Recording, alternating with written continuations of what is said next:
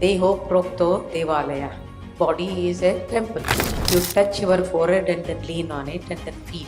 If you are a meditator, you will feel the difference that if you want your body to be physically healthy, it's not about your muscles, it's not about your nervous system, it's not about your internal organs. Your mind, your thought process, your thinking pattern, the way you look at the world, the way you understand and handle intrapersonal relationships, everything undergoes a beautiful transformation if you know how to enter into these 12 energy centers. Similarly, in temples are an expression of an individual body. Deho Prokto Devalaya. Body is a temple.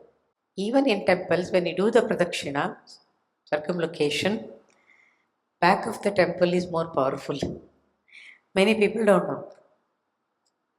So the back wall, which is very close to the inner sanctum sanctorium where the deity is kept, and the deity's back is also back to the back wall, right? So if you get an opportunity, because temples are normally crowded, I mean the real ancient temples, if possible, you sit there and do the meditation, or at least that wall, you touch your forehead and then lean on it and then feel. If you are a meditator, you will feel the difference that backside of the temple is more energetic. Because of the simple reason that the back is easily accessible than the front portion of the body. Because there are internal organs come in the way of your back. So actually all these chakras are situated on the spine. If you ask me, like the backbone can we see, like your internal organs, heart can be seen in physiology, anatomy, right? But these chakras and nadis are energy channels. It can be felt, it can be experienced, but it cannot be seen even if you dissect a dead body. But one thing, even the modern medical world has found out, the nerve lines, nerve centers, and the entire network of the nerves go parallel to the nadis. If the nerve is on top, from the heart center to the hand, or from the heart center to the leg, wherever, or from the throat center to the eye, right here, left here, whatever it is, the nerve impulses that are carried from the brain and to the brain to different parts of the body. The same passage is used by the nadis.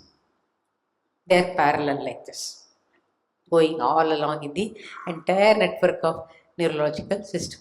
So, if you want your body to be physically healthy, it's not about your muscles, it's not about your nervous system, it's not about your internal organs. But the modern medical world talks only about these things. So, even to this day, holistic health is a big question mark for the medical world. It's not been able to attain that level. So, yogis say yoga is the only way, where you are going to work on your body of light, which are filled with chakras and nadis. And it's also called pranic body. It's pranic body also and body of light both. When you learn how to work on your chakras and nadis and purify them, then the external manifestation of health is automatic. For example, if you want your skin to be very shining and pink, any amount of money you spend on cosmetics and beauty parlors, it will not help much, maybe for 1 hour. But if you cleanse your chakras and body and nadis, you don't need any external help.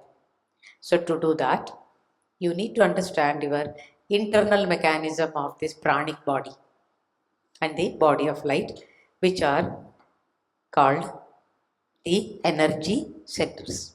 Once you know how to handle these energy centers by your practice, it's mainly the focus of your mind. Then you will learn the secret of making your body a reservoir of energy. That can happen even in initial stages of your practice. You will see tremendous transformation happening inside of you. Not just the body, not just the nadis, not just the chakras. They're all internally connected.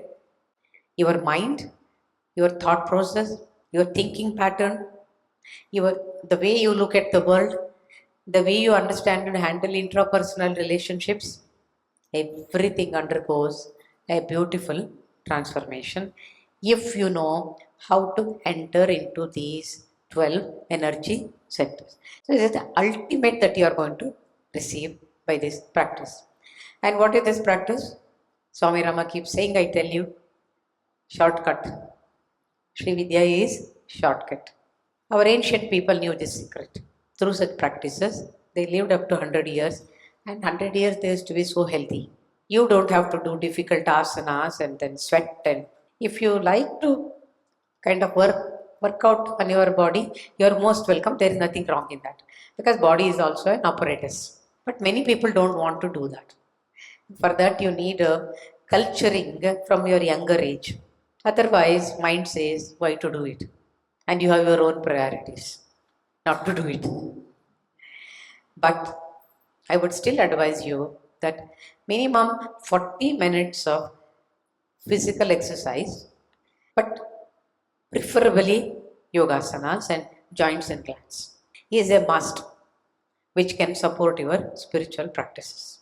Just now she said that back support, can we have back support? There are ways where you can strengthen your back muscles and then the spine through asana practice, because sitting posture is a must for your spiritual practices, for which you need to train your body, particularly the back muscles, lower back muscles. And especially when the age advances, these muscles around the spine and all, they start sagging, they lose their strength.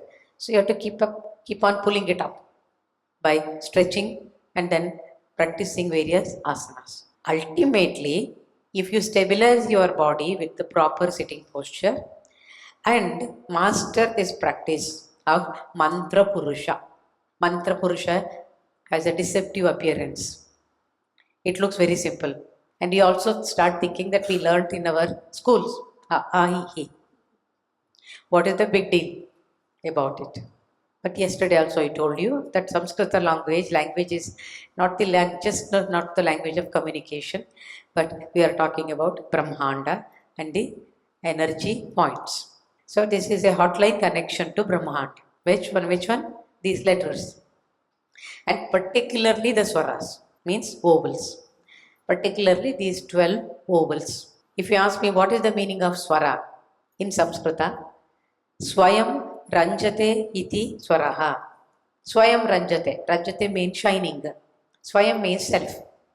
So it is a self-illumined entity. Ammam, Im, Om, Aim, Aim, Om, Aum, Aha. What exactly do I mean when I say self-illumined? See, we are all sitting here. And if you switch off these lights, the room is dark. So to illumine this room, you need another support called electricity and bulbs and all that. It is the opposite of self-illumined. Self-illumined means it doesn't need any external light. That itself is light. So all these swaras that are connected to Titi Nitya practice, each letter signifying one Nitya Devi. Stands for Kameshwari Nitya Devi. Means that aspect of Bhagavati after Amavasya, the first day after Amavasya, is already self-illumined. And you are catching that self-illumined quality through this swara. That's why I said it's a hotline connection.